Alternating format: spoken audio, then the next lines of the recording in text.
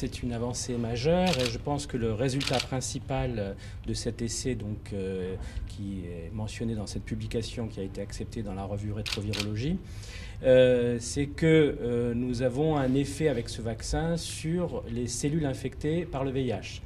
Et on peut dire que le premier résultat, c'est qu'on fait gagner 70 ans de trithérapie aux patients, puisque la trithérapie est incapable de faire baisser le taux de cellules infectées dans le sang et dans les autres tissus. Et donc ce vaccin, associé à la trithérapie, a permis d'amener les patients à un niveau où uniquement une trithérapie de 70 ans, encore une fois, aurait été nécessaire. Alors, à ce niveau, personnellement, je ne parlerai pas de guérison. Je pense qu'il faut rester prudent. Nous avons donc déjà un résultat qui est, à mon avis, tout à fait remarquable. Nous savons justement, et Corinne Tréger a fait justement référence aux patients de Berlin, sa guérison a pu être reconnue au niveau international par un phénomène qu'on appelle la rétro-séroconversion.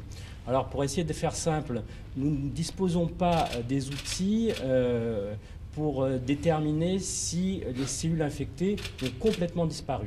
Vous savez, nous avons des limites à 20 cellules par ml. Donc si vous voulez, l'indicateur qui pour nous sera la référence, c'est le système immunitaire. Parce que le système immunitaire, lui, sait détecter les cellules infectées.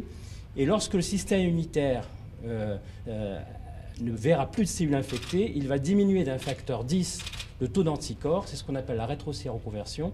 Et ce signal permettra effectivement de dire que nous avons atteint le stade de ce qu'on appelle la guérison fonctionnelle.